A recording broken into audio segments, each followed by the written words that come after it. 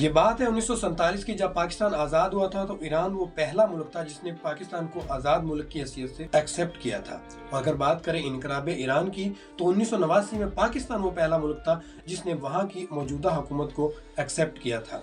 जब दोनों मुल्कों के दरमियान इतनी गहरी दोस्ती हो तो इनमें से कोई एक दूसरे पर अटैक कर दे तो सब चौंक जाएंगे। ईरान का ऐसा दोस्त मुल्क जिससे इससे कभी भी किसी दुश्वारी का सामना नहीं करना पड़ा, आखिर क्या वजह बनी कि नौबत पाकिस्तान पर हमला करने तक आ गई। जिस मुल्क ने सबसे पहले ईरान के वजूद को तस्लीम किया, जिसने हर मुश्किल वक्त में सहारा दिया, आज वही दुश्मनों के साथ में खड़ा है।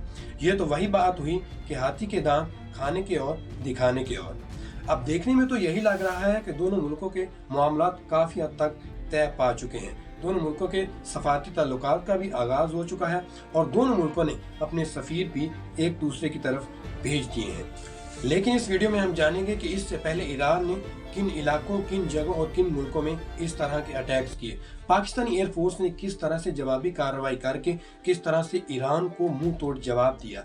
कहीं इनके पीछे हमारे सबसे बड़े मित्र का हाथ तो नहीं है। ईरान इन अटैक से दुनिया को क्या दिखाना चाहता है और दुनिया की आलमी ताकतें जैसे चाइना, अमेरिका और तुर्की जैसे ममालिक कैसे इन अटैक्स का रिएक्शन कर रही हैं।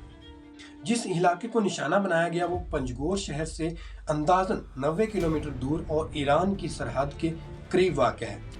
लेकिन सवाल ये है कि वहाँ ऐसा क्या खास है कि ईरान ने बिना सोचे समझे वहाँ पे हमला कर दिया। हमारे प्यारे दोस्त, ईरान ने कोहे सब्ज़ का इलाका इसलिए टारगेट किया क्योंकि ये सभी को मालूम है कि वो इलाका पाकिस्तान में जैश उल अदल की अस्करियत पसंदों का सबसे बड़ा मरकज करार दिया जाता है। चलिए पहले हम आपको ये बताते हैं कि जैश उल अदल क्या है।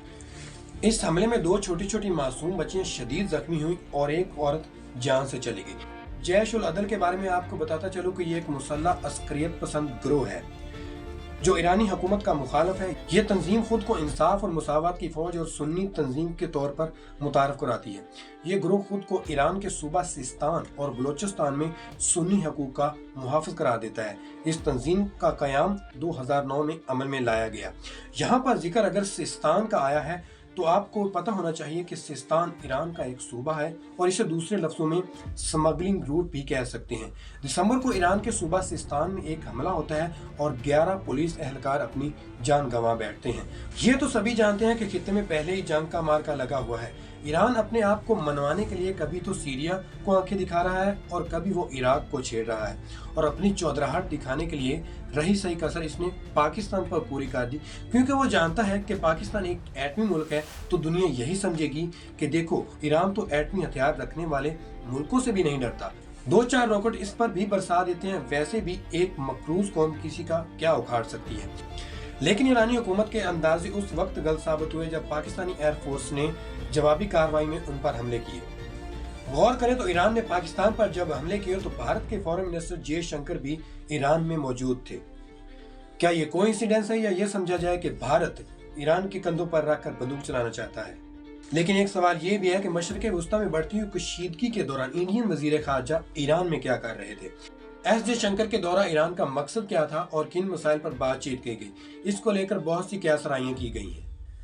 लेकिन एस जयशंकर के इस अचानक दौरे को इनके और अमेरिकी वजीर खारजा एंटोनी ब्लिंकन के दरमियान होने वाली बातचीत से भी जोड़ा जा रहा है। इस मामले पर नजर रखने वाले माहिरीन का कहना है कि ये भी मुमकिन है कि इंडियन वजीर खारजा अमेरिका का पैगाम लेकर ईरान जा रहे हों। अब बात करते हैं पाकिस्तान ने जो ईरान को जवाब दिया उसको दुनिया कैसे देख रही है।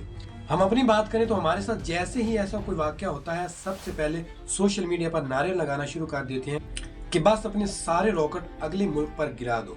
लेकिन हमारी हुकूमत और इदारों ने यहाँ अपने जज्बात का इस्तेमाल नहीं किया बल्कि बहुत ही बेहतरीन अंदाज में जवाबी कार्रवाई की। सबसे पहले तो पाकिस्तान ने बॉर्डर ट्रेड को बंद किया। इसके बाद ईरान के सफीर जो पहले ही मुल्क से बाहर थे इन्हें वापस नहीं आने दिया। Pakistan has decided to recall its ambassador from Iran and that the Iranian ambassador to Pakistan who is currently visiting Iran may not return for the time being. और इसके साथ ही अपना सफारती अमला भी वापस बुला लिया और इस दौरान पाकिस्तान की मिलिट्री और इंटेलिजेंस के दरमियान काफी मीटिंग्स भी हुई। और ये तो सब पहले से ही जानते हैं कि पाकिस्तान दुनिया की एक बहुत बड़ी फौज रखता है, एटमी ताकत भी है और जवाब तो देना बनता था। अब ऐसा तो नहीं हो सकता कि कोई भी आए और एटमी मुल्क पर रॉकेट बरसाकर चला जाए। बेशक हमारी कंडीशन ठीक नहीं है, लेकिन हम कई जगहों पर कई मुल्कों से अपने आप को बेहतर मनवा चुके हैं। ईरान की जानिब से पाकिस्तान की फिजाई हदूद की खिलाफ वर्जी और पंजगोर में मिसाइल हमले के जवाब में पाकिस्तान ने जवाबी कार्रवाई करते हुए ईरान में दहशत गर्दों के ठिकानों पर टारगेटेड हमले किए और इस ऑपरेशन को मर्गे बर सरमचार का नाम दिया गया। यहाँ पर एक और बात जो सबको मालूम होनी चाहिए कि ये सुन्नी शिया की जंग नहीं, बल्कि ये दो रियासतों की जंग है और इन हमलों का मसलक या मजहब से कोई ताल्लुक नहीं है।